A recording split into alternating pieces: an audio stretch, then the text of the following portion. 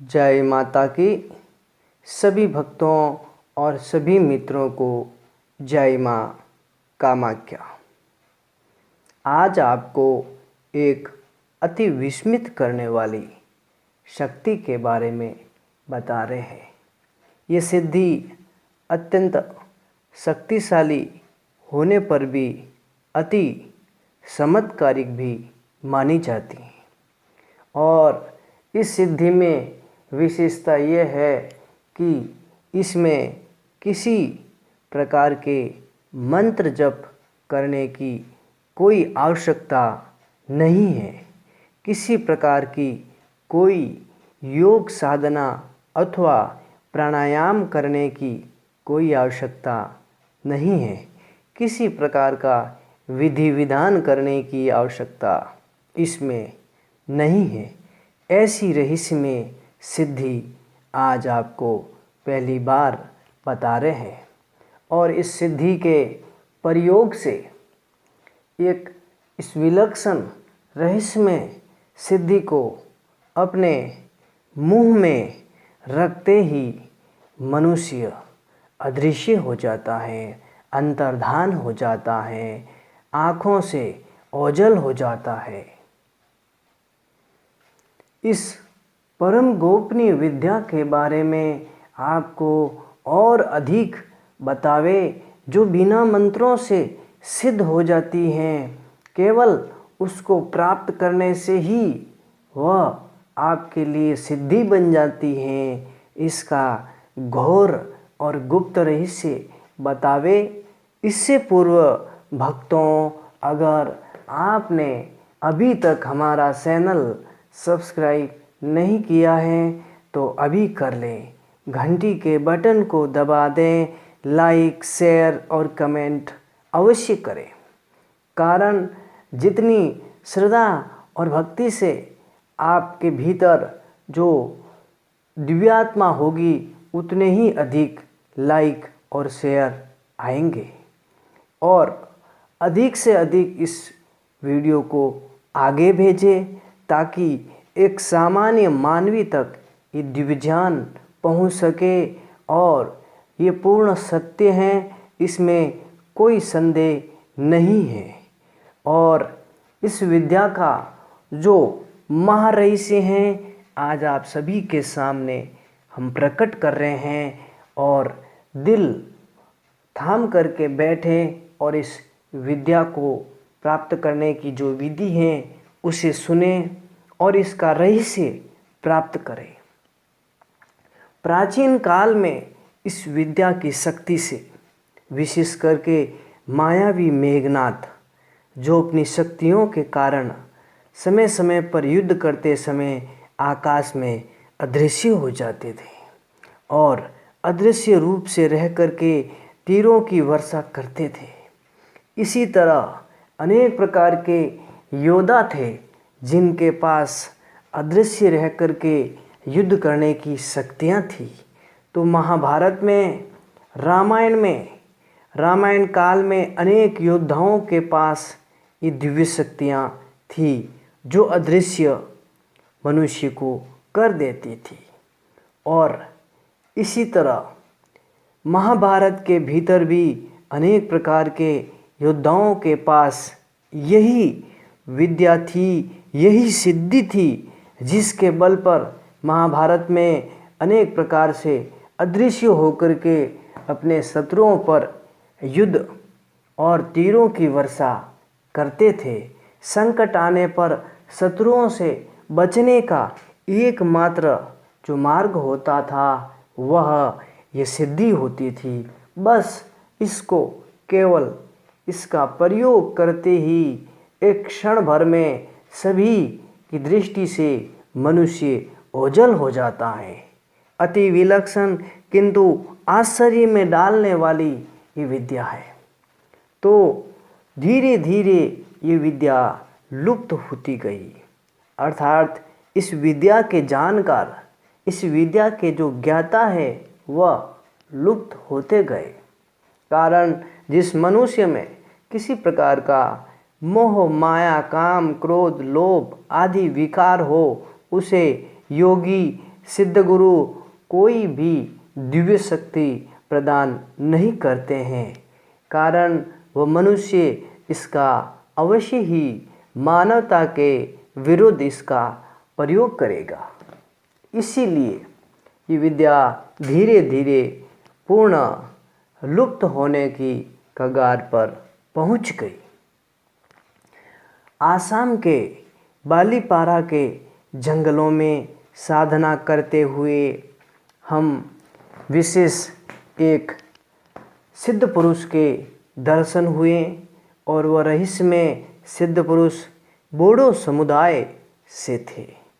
उनके पास अनेक दिन साधना करने के बाद पता चला कि बालीपारा के जंगलों में अनेक सिद्ध तांत्रिक मौजूद हैं, जिनके पास अदृश्य होने की शक्ति है। ये सिद्ध तांत्रिक सभी ऊंचे ऊंचे पेड़ों पर रहते हैं, वहीं अपनी साधना करते हैं। हालांकि इन जंगलों में और भी विशेषता हैं। कई प्रकार के आदिवासी कबीले भी पेड़ों पर ही रहते हैं। इसीलिए हो सकता है कोई हिंसक अथवा आदमखोर किसी कबीले में हम फंस न जाए, ये सोच करके पुनः चिंतन और मनन में मेरा मन लग गया। किंतु बहुत तर्क वितर्क करने के बाद भी जब भीतर श्रद्धा की अग्नि और अंतरात्मा की जो आवाज़, सिद्ध गुरु के ऊपर जो श्रद्धा है, उस सब ने इकट्ठा होकर एक ही भीतर उद्घोष अंतर्ध्वनि की कि इस बोडो सिद्ध के साथ रहना ही आवश्यक है और ये अवश्य ही हमें उनके दर्शन कराएगा। ऐसा सोच करके हम वहीं अपनी साधना करते हैं। माँ कामाख्या ही इन सब का इष्ट हैं, जो सिद्ध पुरुष उन जंगलों में निवास करते हैं।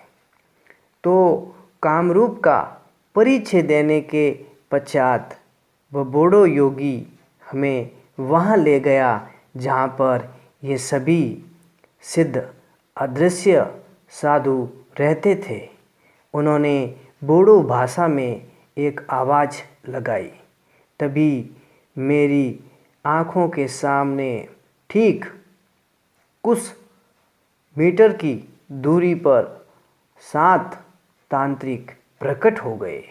मैं भयभीत हो गया, किंतु मेरे साथ जो माधव बोडो थे उन्होंने मुझे विश्वास दिलाया। मैंने उनको प्रणाम किया और तभी जय कामाख्या बोलते ही वे सभी बोडो सिद्ध हमारी आँखों के सामने, ठीक आँखों के सामने पलक झपकते ही अदृश्य हो गए, ओझल हो गए। ये बड़ी विचित्र बात थी, किंतु पूर्ण सत्य था। माधव बोडो के सानिध्य में 1-2 माह साधना करने के बाद उन्होंने अदृश्य होने वाली इस रहस्यमय विद्या के बारे में हमें बताया। ये विद्या एक विशेष शक्ति संपन्न पक्षी के भीतर निवास करती हैं और इस पक्षी के भीतर अति मानवीय सिद्धियां हैं, इसमें कोई संशय नहीं है। इस पक्षी को सामान्य भाषा में खंडरिस अथवा ममोला भी कहते हैं।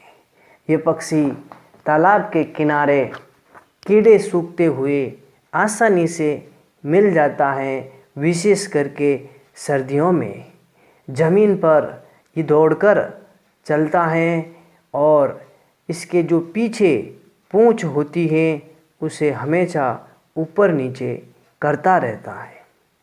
प्राकृतिक रूप से ये पक्षी जन्म से ही चमत्कारिक होता है। जैसे ही इस पक्षी के सिर पर सोटी निकलने लगती हैं, उसी समय ये पक्षी दिखाई देना बंद हो जाता है।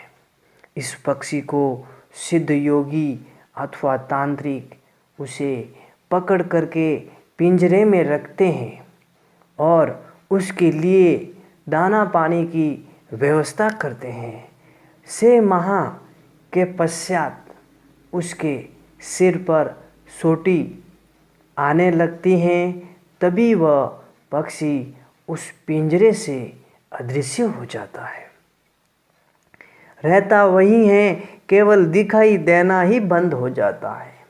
इसके पश्चात पिंजरे पर कपड़ा डाल करके उसे पकड़ लेते हैं। पकड़कर उस चोटी का जो ऊपरी हिस्सा है वो थोड़ा सा काट करके रख लें और उस पक्षी को उड़ा दे। ये चोटी जो है वो तांबे अथवा चांदी के लॉकेट में डाल करके उसे गूगल धूप लगा करके उसको जैसे ही अपने मुंह में रख लेते हैं, उसी समय वह मनुष्य अदृश्य हो जाता है, किसी को दिखाई नहीं देता है। और ये जो विलक्षण पक्षी हैं, ये बिना मंत्रों के भी आप ये सिद्धि प्राप्त कर सकते हो, बिना साधना के शक्ति प्राप्त कर सकते हो। और सभी सिद्ध योगी जो भी आत्मज्ञानी होगा, दिव्यज्ञानी होगा, सिद्ध होगा, महासिद्ध होगा, ईश्वर के प्रति भजन करने वाला होगा, वह भी इस शक्ति का, इस सिद्धि का समर्थन करता है। इसकी सत्यता पर कोई प्रश्न खड़ा नहीं होता है। आज तक माधव बोड़ों के पास यही लॉकेट था। मेरे विशेष अनुग्रह पर वे स्वयं अदृश्य हो गए। बड़ी अद्भुत शक्ति हैं और विज्ञान से भी आगे हैं बोड़ो तांत्रिकों की शक्तियाँ। प्रत्यक्ष को कोई प्रमाण की आवश्यकता नहीं रहती हैं। ऐसे रहस्यमय पक्षी को प्राप्त कर आप भी अपने आप को शक्तिशाली और अदृश्य कर सकते हैं, इसमें कोई संदेह नहीं है। तो आज आपको ऐसी विलक्षण किंतु परम गोपनीय सिद्धि के बारे में बताया। आगे के वीडियो में ये वीडियो अधिक से अधिक शेयर होने के बाद आपको आगे के वीडियो में उस पक्षी का जो है छाया चित्र आपको आगे के वीडियो में बता देंगे। उसका फ़ोटो भी आगे के वीडियो में मिल जाएगा और उसका पूर्ण विवरण भी मिल जाएगा। परंतु ये ध्यान रहे कि इस वीडियो को अधिक से अधिक शेयर करें, अधिक से अधिक लाइक और कमेंट अवश्य करें। इसी के साथ आप सभी को पूर्ण हृदय से, पूर्ण आत्मीयता से जय माता की, जय माँ कामाख्या।